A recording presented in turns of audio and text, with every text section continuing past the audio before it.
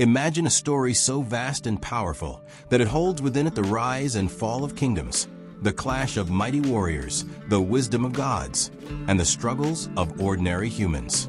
A story that speaks of friendship and betrayal, of love and hatred, of greed and sacrifice. A story where the line between good and evil is never simple, because every character has strengths and weaknesses, just like us. This is the Mahabharata, written thousands of years ago in ancient India. It is the longest epic ever told, with more than 100,000 verses. To put that in perspective, it is nearly 10 times the length of Homer's Iliad and Odyssey combined. But the Mahabharata is not just a tale of war. It is a mirror of human life. It teaches about duty, about the price of ambition, about the meaning of justice, and about the eternal fight between right and wrong. At its heart, the Mahabharata tells the story of two groups of cousins, the Pandavas and the Kauravas, whose rivalry over power and pride leads to the legendary Kurukshetra War. Yet, beyond the battles and strategies, it is a story of choices. The choices of kings and queens, of warriors and teachers, of mothers and fathers. Choices that shape the destiny of an entire civilization. And hidden within this grand epic is one of the greatest philosophical texts in history, the Bhagavad Gita, where Lord Krishna teaches Arjuna about courage, faith, and the true path of life. So join us as we journey through the entire history of the Mahabharata, from its divine beginnings to its heartbreaking end. This is more than just a story. It is a guide to understanding life itself. Asterisk.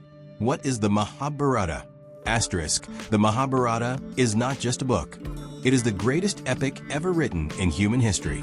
Composed in ancient India, it is said to have been written by the sage Vyasa, who is also one of the main characters in the story. The word Mahabharata itself means the great story of the Bharata dynasty. It tells us about the descendants of King Bharata and how their family struggles, rivalries, and decisions shape the fate of an entire kingdom. But what makes the Mahabharata truly extraordinary is its size. It has over 100,000 verses, making it the longest poem in the world. To give you an idea, it is almost 10 times longer than Homer's Iliad and Odyssey combined. No other story in history is this massive. Inside the Mahabharata, we don't just find kings and wars. We find lessons about life, morality, and human behavior. It teaches about Dharma, which means duty or righteousness, and about karma, which means the results of our actions. It tells us that every decision, whether big or small, has consequences. One of the most famous parts of the Mahabharata is the Bhagavad Gita, a dialogue between Prince Arjuna and Lord Krishna. In this moment, Krishna explains deep truths about courage, justice, and the meaning of life itself. Even today, people all around the world read the Bhagavad Gita for wisdom and guidance. So, the Mahabharata is not just a story from the past. It is a library of knowledge. It is a story of gods and humans, of loyalty and betrayal, of great victories and painful losses. It is a mirror of human life, showing us that greed, jealousy, love, and sacrifice have always existed and still exist today. In short, the Mahabharata is the greatest story ever told. And to understand it is to understand the struggles of humanity itself. Asterisk. Origins and family background. Asterisk. To truly understand the Mahabharata, we first need to know where it all began. The royal family of Hastinapura. The story of this family is full of love, sacrifice, and destiny, and it sets the stage for everything that follows. Long ago, there was a noble king named Shantanu, who ruled the kingdom of Hastinapura. Shantanu first fell in love with a beautiful river goddess named Ganga. She agreed to marry him, but only on one strange condition. He must never question her actions, no matter how unusual they seemed. Shantanu agreed, and they married. Together, they had children, but every time a baby was born, Ganga would take the child and drown it in the river. The king was heartbroken, but he stayed silent because of his promise. Finally, when the 8th child was born, Shantanu could no longer control himself. He begged Ganga to stop. At that moment, she revealed the truth. These children were cursed celestial beings, and drowning them was part of freeing them from their curse. Since Shantanu broke his promise, Ganga left him. but she spared the 8th child. This child grew up to be the legendary warrior Bhishma, one of the greatest characters of the Mahabharata. Years later, King Shantanu met another woman, Satyavati, the daughter of a fisherman. He wished to marry her, but her father had a condition. Satyavati's children must inherit the throne of Hastinapura. This created a problem, because Bhishma was the rightful heir. But Bhishma, out of love for his father, made the most famous vow in history. He swore that he would never marry and never claim the throne, dedicating his life to protecting the kingdom. This vow was so powerful that it earned him the name Bhishma, meaning the one with the terrible oath. From Satyavati, King Shantanu had 2 sons, Chitrangada and Vichitravirya. Sadly, Chitrangada died young, and Vichitravirya also died without leaving any heirs. This created a crisis. Who would continue the royal line? At this point, sage Vyasa, the very author of the Mahabharata, came into the story. Vyasa was actually Satyavati's son from before her marriage to Shantanu. Following the custom of that time, Vyasa fathered children with Vichitravirya's widows to continue the dynasty. From this union, 3 important sons were born: Dhritarashtra, who was blind from birth; Pandu, who was healthy and strong; Vidura, who was wise but not eligible to be king because his mother was a servant. When it came time to choose a king, Dhritarashtra could not rule because of his blindness. So Pandu was made the ruler of Hastinapura. Pandu married 2 women, Kunti and Madri. From them came the 5 heroes of the Mahabharata, the Pandavas. From Kunti, Yudhishthira, truthful and wise; Bhima, strong and powerful; and Arjuna, a master archer. From Madri, the twins Nakula and Sahdeva, skilled and loyal. On the other side, Dhritarashtra married Gandhari, who chose to blindfold herself for life out of loyalty to her husband. They had 100 sons, the eldest being Duryodhana, and 1 daughter, Dasala. These sons are known as the Kauravas. Thus, 2 branches of the family grew side by side: the Pandavas, sons of Pandu, and the Kauravas, sons of Dhritarashtra. This rivalry, starting as a family conflict, would one day explode into the greatest war ever fought, the Kurukshetra War, the childhood of the Pandavas and Kauravas. The childhood of the Pandavas and Kauravas was not just about learning the ways of kings and warriors. It was also about shaping their character, testing their bonds, and planting the seeds of a great conflict that would one day erupt into war. When Pandu, the father of the Pandavas, died because of a curse, his 5 sons were still very young. Their mother, Kunti, brought them back to Hastinapura, where they grew up under the care of their uncle Dhritarashtra and the guidance of their great-uncle Bhishma, the guardian of the throne. At the same time, Dhritarashtra and his wife Gandhari were raising their 100 sons, the Kauravas. Though they were cousins, the Pandavas and Kauravas were destined to grow up not as brothers, but as rivals. Early rivalries. Even in childhood, differences began to appear. Bhima, the second Pandava, was known for his extraordinary strength. He would often overpower the Kauravas in games and competitions. This made Duryodhana, the eldest Kaurava, deeply insecure. One day, driven by jealousy, Duryodhana tried to poison Bhima and drown him in the river Ganga. But Bhima did not die. Instead, he was saved by the serpent god Vasuki, who blessed him with even greater strength. From that day on, Bhima became almost unstoppable, which only increased Duryodhana's hatred. Duryodhana was not just jealous of Bhima's strength. He also envied Yudhishthira's calm wisdom, Arjuna's skill with weapons, and the loyalty the twins Nakula and Sahdeva inspired in others. Everywhere he looked, the Pandavas seemed to shine brighter, and this filled his heart with envy. The arrival of Drona. To ensure both the Pandavas and Kauravas received proper training, the royal court appointed Drona, a master warrior, as their teacher. Under Drona's strict discipline, the princes learned archery, sword fighting, spear throwing, and the use of many other weapons. Arjuna quickly stood out. He practiced tirelessly, even late at night. Once, when the oil lamps went out during his meal, Arjuna noticed that his hand could still find food in the dark. Inspired, he began practicing archery in complete darkness.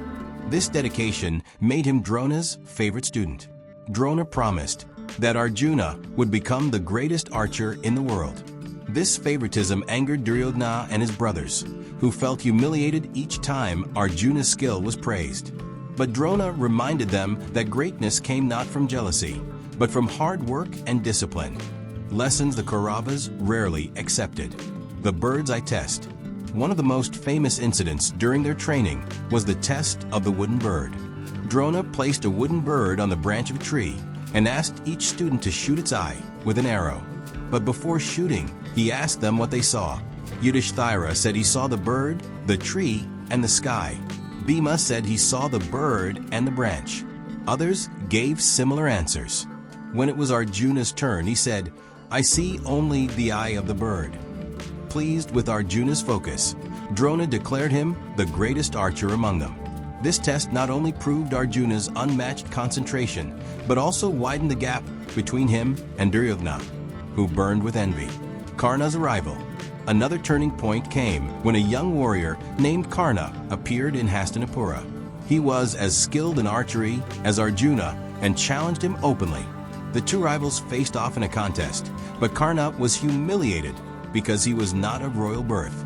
Duryodhana, seeing an opportunity, befriended Karna and made him king of Anga, instantly turning him into a prince. From that day, Karna became Duryodhana's closest friend and strongest supporter, standing by him against the Pandavas. This bond would play a huge role in the war to come. The display of skills. To showcase the prince's talents, a grand exhibition was organized in Hastinapura. All the citizens gathered to see the future warriors demonstrate their skills. Arjuna amazed the crowd with his mastery of weapons. Bhima's strength left everyone in awe. But Duryodhana, determined not to be outshone, displayed his skill with the mace, a heavy weapon he had mastered.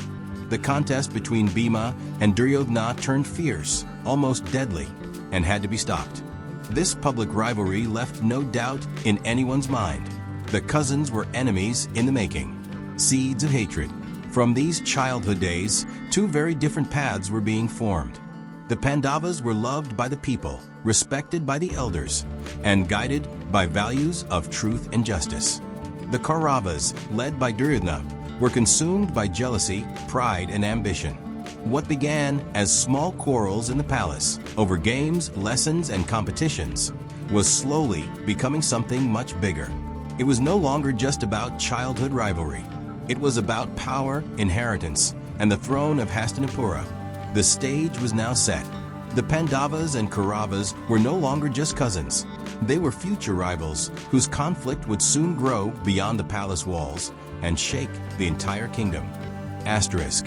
The game of dice. Asterisk. As the Pandavas and Kauravas grew into young men, their rivalry only became stronger. The people of Hastinapura admired the Pandavas for their wisdom, fairness, and courage. Yudhishthira, the eldest, was known for his honesty and sense of justice. Bhima's strength and Arjuna's skill with the bow inspired respect, while the twins Nakula and Sahdeva were admired for their loyalty. The Pandavas' popularity worried Duryodhana deeply. He feared that when the time came, Yudhishthira would be chosen as king, and the Pandavas would rule Hastinapura, filled with jealousy and anger. Duryodhana began plotting ways to get rid of them. The Palace of Illusions. To reduce conflict, the kingdom was divided. The Kauravas ruled from Hastinapura, while the Pandavas built their own capital at Indraprastha. With the blessings of Krishna and the help of the architect Maya, the Pandavas built a magnificent palace, filled with illusions and wonders. Some floors looked like pools of water, while real pools looked like marble floors. The palace was so beautiful that visitors from all over were amazed. When Duryodhana visited Indraprastha, he was humiliated by the illusions. Thinking the floor was solid, he fell into a pool of water, while Draupadi, the wife of the Pandavas, laughed at him. This small moment of embarrassment burned Duryodhana's pride, and his anger turned into a desire for revenge. The invitation to play dice. Duryodhana's uncle Shakuni was a cunning man and a master of deceit. He suggested a plan: invite Yudhishthira to a game of dice. Shakuni knew Yudhishthira had a weakness. He loved playing dice, but he was not skilled at it. Yudhishthira believed in fairness and honesty, while Shakuni was a master at cheating. Duryodhana convinced his blind father, Dhritarashtra, to send the invitation. Though Yudhishthira was hesitant, he felt he could not refuse, because refusing a royal invitation would be seen as cowardice or disrespect. So the Pandavas entered the gambling hall, unaware that this game would change their lives forever. The rig game. The dice game began, and as expected, Shakuni rolled the dice on behalf of Arjuna. His loaded dice always gave him victory. With every turn, Yudhishthira lost more and more. First, he lost his jewels and gold, then his chariots and elephants, then his entire kingdom of Indraprastha. The Pandavas begged him to stop, but Yudhishthira, bound by his addiction and the rules of honor, continued playing. One by one, he staked his brothers, Bhima, Arjuna, Nakula, and Sadeva, and lost them all. Finally, he staked himself and lost as well. The Pandavas were now slaves to the Kauravas. But Duryodhana was not satisfied. He wanted to completely humiliate them. He challenged Yudhishthira to put Draupadi, the wife of the Pandavas, at stake. Shocked and broken, Yudhishthira agreed and lost. Draupadi's humiliation. Duryodhana then ordered Draupadi to be brought to the court. Dragged by her hair, she was humiliated in front of everyone. Duryodhana, filled with arrogance, even tried to insult her further by asking her to sit on his lap. Bhima, furious, swore that one day he would break Duryodhana's thigh in battle. When Dushasana, Duryodhana's brother, tried to dishonor Draupadi by pulling at her sari, Draupadi prayed to Lord Krishna. Miraculously, no matter how much Dushasana pulled, her sari never ended. It became endless cloth. Exhausted, he fell to the ground, unable to strip her of her dignity. This moment became one of the most sacred and powerful in the epic, showing how divine intervention protects those who are righteous. The outcome. The elders in the court, Bhishma, Vidura, and even Dhritarashtra, sat in shame and silence. Finally, Gandhari's voice and Draupadi's prayers reached Dhritarashtra's heart. Fearing destruction of his family, Dhritarashtra tried to make peace. He returned everything to the Pandavas and set them free. But Duryodhana's greed and hatred were not yet satisfied. He again invited Yudhishthira to play dice. Once again, Shakuni's trickery ensured victory for Duryodhana. This time, the punishment was worse. The Pandavas and Draupadi were sentenced to 13 years of exile, 12 years in the forest, and 1 year in hiding. If they were discovered in the final year, they would have to repeat the exile again. With heavy hearts, the Pandavas left their palace, stripped of their wealth, power, and honor. The kingdom celebrated the Kauravas' victory, but in truth, the seeds of destruction were already sown.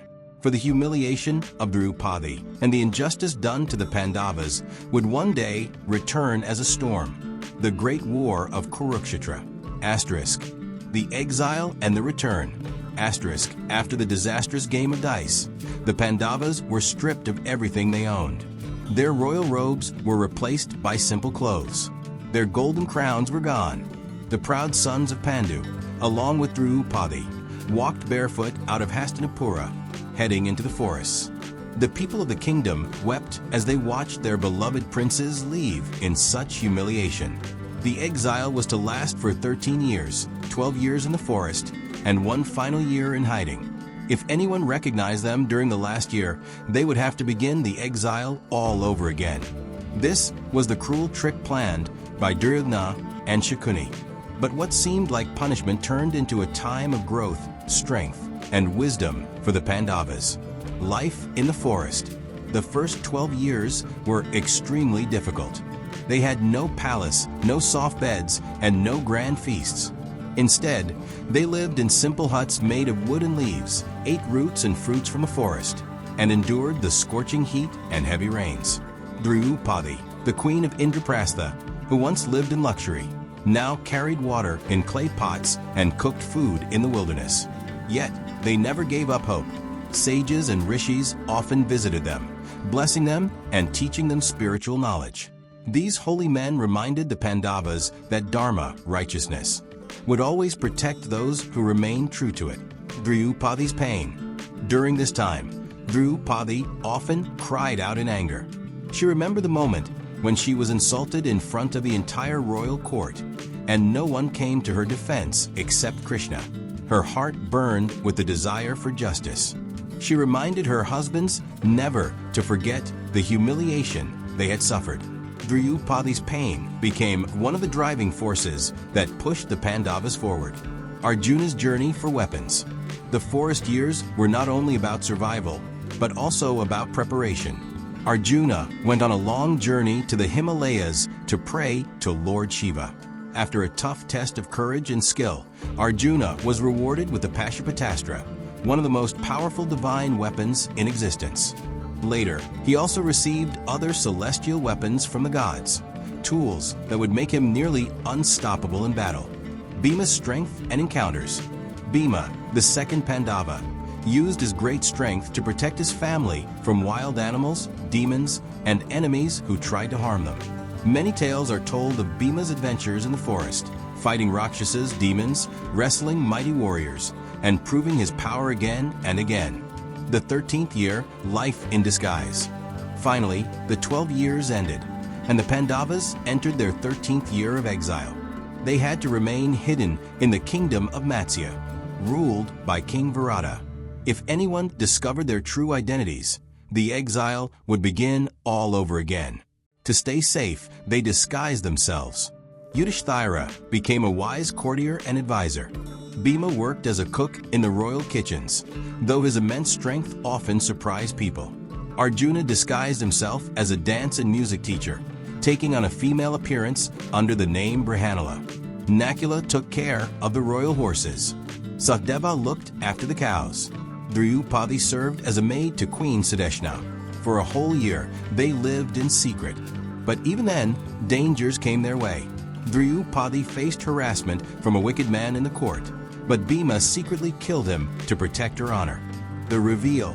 Toward the end of that year, the kingdom of Virata was attacked by enemies. The Pandavas could no longer hide who they were. They revealed their true identities and fought bravely. Arjuna, with his divine weapons, defeated the attackers and saved Virata's kingdom. King Virata was astonished. He welcomed them with great honor, and his daughter, Princess Uttara, was married to Abhimanyu, the young son of Arjuna. The return and the demand for justice. Now the exile was over. The Pandavas had fulfilled their promise and returned with their honor restored.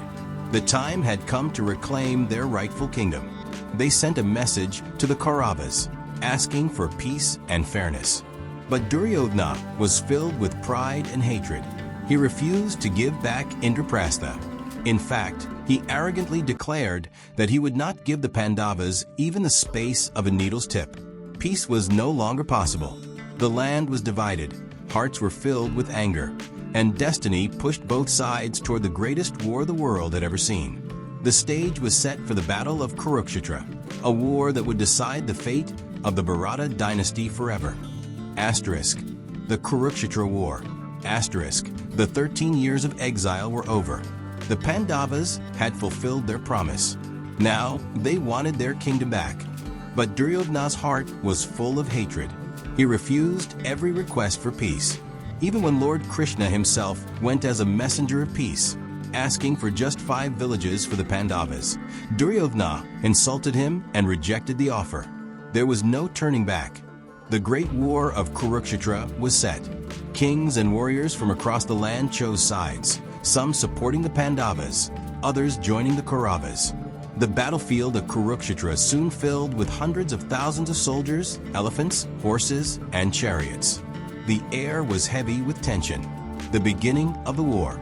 On the first day, the two armies faced each other.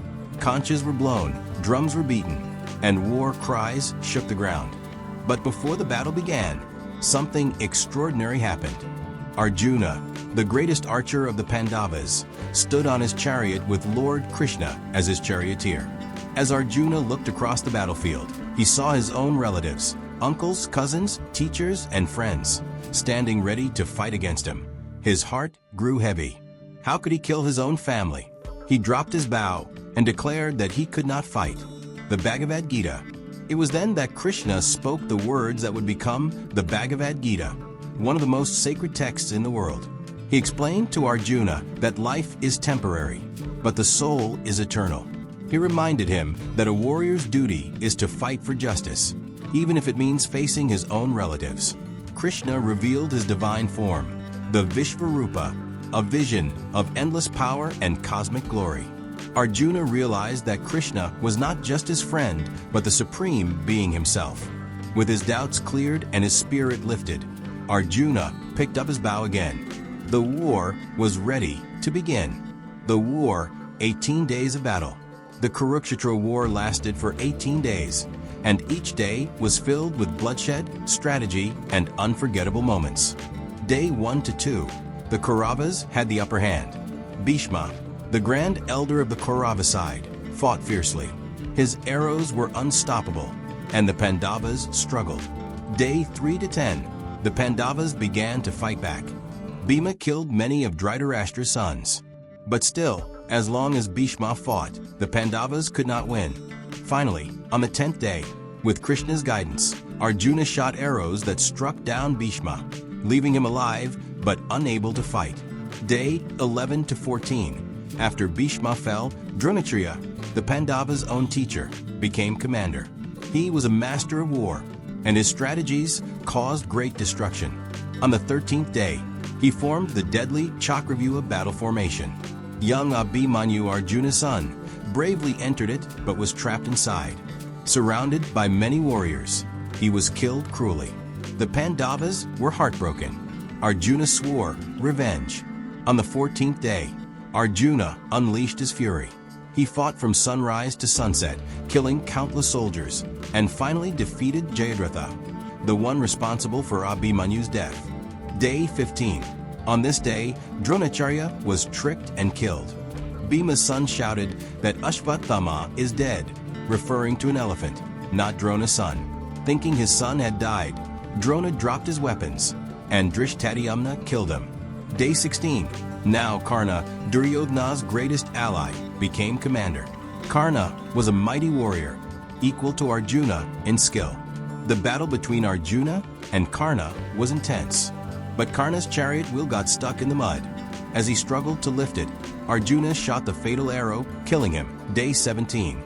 Shalaya took command, but the Pandavas continued to crush the Kaurava army.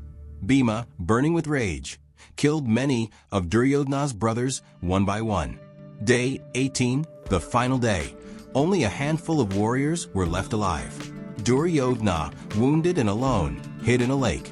The Pandavas found him, and Bhima challenged him to a mace duel. The fight was fierce, but Bhima, remembering Draupadi's insult, struck Duryodhana on the thigh, a forbidden move. Duryodhana fell, broken and defeated.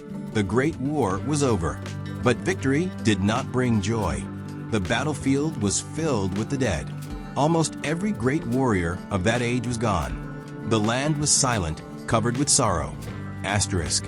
The aftermath and the lessons. Asterisk, the war of Kurukshetra had ended. The battlefield was silent, but the silence was filled with grief. Thousands of warriors lay dead. The ground that once echoed with the sound of conches and war drums was now soaked with blood. Victory had come to the Pandavas, but it did not feel like victory at all. The sorrow of Dhritarashtra. When King Dhritarashtra, the blind father of the Kauravas, heard that all 100 of his sons were dead, his heart shattered. He had loved them dearly, even though they were often wrong. In his grief, he embraced Bhima, the one who had killed most of his sons. But Dhritarashtra's anger took over for a moment, and with his great strength, he almost crushed Bhima to death. Krishna quickly saved Bhima by pushing forward an iron statue instead. Dhritarashtra wept and realized the truth. This war had destroyed everything: his sons, his kingdom, and his peace. Gandhari's curse. Gandhari, the mother of the Kauravas, was heartbroken. She had covered her eyes with a blindfold all her life out of loyalty to her blind husband, but now her heart was filled with fire. She cursed Krishna, saying that just as her family had been destroyed by war, Krishna's own family, the Yadavas, would also one day fight among themselves and perish. Her curse would come true many years later. Yudhishthira's guilt. Even though the Pandavas had won, Yudhishthira, the eldest brother, was filled with sorrow and guilt.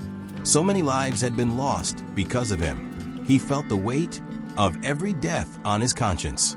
He declared that he did not want to be king anymore, that the throne was stained with blood. But wise sages and even Krishna reminded him that it was his duty to rule, not for his own happiness, but for the welfare of the people. Yudhishthira reluctantly accepted the crown, and the Pandavas returned to Hastinapura to rule the kingdom. The coronation and rule. Yudhishthira was crowned king, and the Pandavas ruled with justice and fairness. The people were happy, and peace slowly returned to the land. But the memories of war never left their hearts. Draupadi still mourned her sons, who had been killed while they slept by Ashvatthama, Drona's son. The Pandavas often sat in silence, remembering their fallen friends and relatives. The journey to the end. After many years of ruling, the Pandavas felt their time in the world was ending. They decided to leave their kingdom and begin their final journey toward the Himalayas. They gave the throne to Parikshit, the grandson of Arjuna and son of Abhimanyu. The Pandavas, along with Draupadi, walked north toward the great mountains. One by one, they began to fall along the journey. Draupadi fell first, then Satyava, then Nakula, then Bhima, and then Arjuna. Only Yudhishthira continued to climb, accompanied by a dog that followed him faithfully. At the gates of heaven, the god Indra welcomed Yudhishthira, but Indra told him to leave the dog behind. Yudhishthira refused, saying he would not abandon a loyal companion. It was then revealed that the dog was actually the god Dharma in disguise, testing Yudhishthira's loyalty and compassion. Yudhishthira, the man of truth and righteousness, entered heaven alive, a rare honor given only to the most virtuous souls. The eternal lessons of the Mahabharata. The Mahabharata does not end simply with victory or defeat. It ends with a mirror held up to humanity. It shows us that greed and jealousy can destroy entire families. Pride can blind even the wisest of people. True strength lies not just in weapons, but in self-control and justice. Every action has consequences, and no one escapes the results of their deeds. Dharma, living by truth and duty, is the only path that brings real peace. Even today, thousands of years later, people read the Mahabharata not just as history, but as a guide to life. It teaches us that war never brings true happiness, and that the greatest victory is victory over our own weaknesses. The story of the Mahabharata, from the dice game to the battlefield, from exile to heaven, continues to live on, not just in books and temples, but in the hearts of people who search for wisdom in the struggles of life.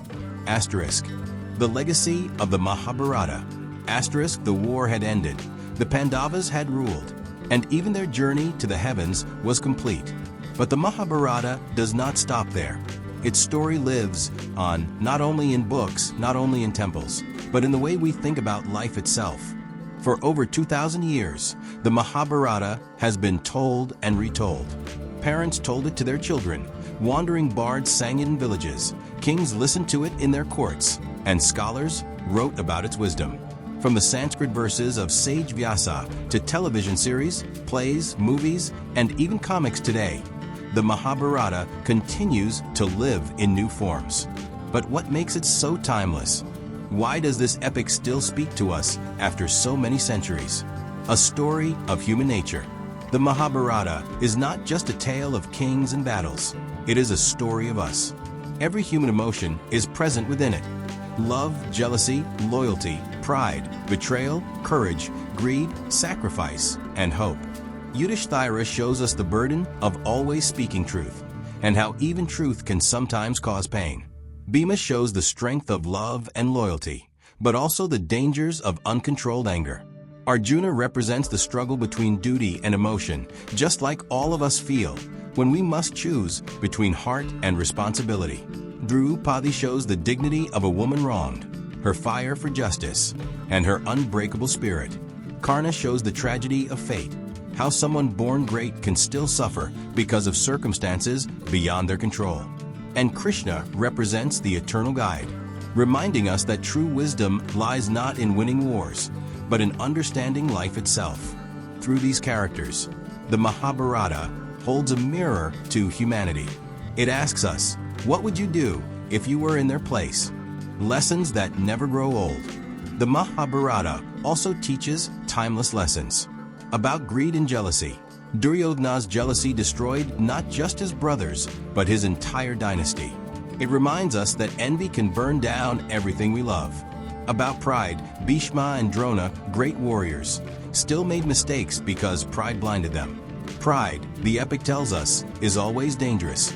About duty, Arjuna's doubts on the battlefield are the same doubts we all face in life. Should I do what is easy or what is right? Krishna's words remind us that real peace comes when we follow our Dharma, our duty, with courage. About actions and consequences, every choice made by the characters, big or small, had a result. The dice game, Draupadi's insult, Karna's loyalty to Duryodhana. Each decision shaped the future. It teaches us that our actions today build the life we live tomorrow. Influence across generations. The Mahabharata is not just an Indian story. It has inspired thinkers, leaders, and philosophers across the world. From Mahatma Gandhi to great poets, from saints to scientists, many have found guidance in its pages. The Bhagavad Gita, which lies at the heart of the Mahabharata, has been translated into hundreds of languages. It has been read by presidents, philosophers, and ordinary people seeking peace. It speaks not only of religion, but of universal truths. How to live without fear, how to act with responsibility, and how to find strength in the face of doubt. The eternal warning. At the same time, the Mahabharata is also a warning. It shows us that hatred can destroy entire families, that lies and greed can ruin empires, and that war, even when fought for justice, always leaves behind sorrow. The battlefield of Kurukshetra may have been in ancient India, but in truth, Kurukshetra exists within us all. Every day, we fight small wars inside our hearts, between good and evil, between selfishness and duty, between anger and forgiveness. The Mahabharata teaches us how to fight these inner battles and emerge victorious. The living epic. Even today, when someone asks, what is the meaning of life? How do I live with honor? What is my duty in this world? The Mahabharata provides answers. It reminds us that life is a journey filled with challenges, but also with opportunities to grow and to choose wisely. It tells us that the greatest victory is not in defeating others, but in conquering ourselves, our doubts, our fears, our pride. And perhaps that is why, after more than 2 millennia, the Mahabharata is still called the greatest story ever told. Because it is not just the story of the Pandavas and the Kauravas, it is the story of humanity itself. And as long as humans continue to struggle with questions of right and wrong, courage and fear, love and hate, the Mahabharata will remain alive, guiding us like a lamp in the darkness of life. Asterisk. The endless echo of the Mahabharata. Asterisk. And so, our journey through the Mahabharata comes to an end. From the dice game that changed destinies, to the great war of Kurukshetra, from a fall of kings to the timeless wisdom of Krishna, we have witnessed an epic that is larger than life, yet deeply connected to our own lives. The Mahabharata is not just ancient history. It is not just mythology. It is a mirror of the human soul. It tells us that kingdoms rise and fall, but values remain. It warns us that jealousy and greed destroy, but truth and Dharma endure. The voices of Arjuna and Krishna still echo today, whenever we struggle with our choices, whenever we question the meaning of life, whenever we stand at our own battlefield of right and wrong. Perhaps that is why the Mahabharata has survived thousands of years, because it is not finished. It continues to live within us. Every time we choose compassion over anger, courage over fear, justice over selfishness. The story may have ended on the battlefield of Kurukshetra, but the real Mahabharata goes on. In you, in me, in all of us. This is not just the tale of warriors and kings. This is the eternal story of humanity. And as long as humans ask the questions of life, the Mahabharata will always have the answers.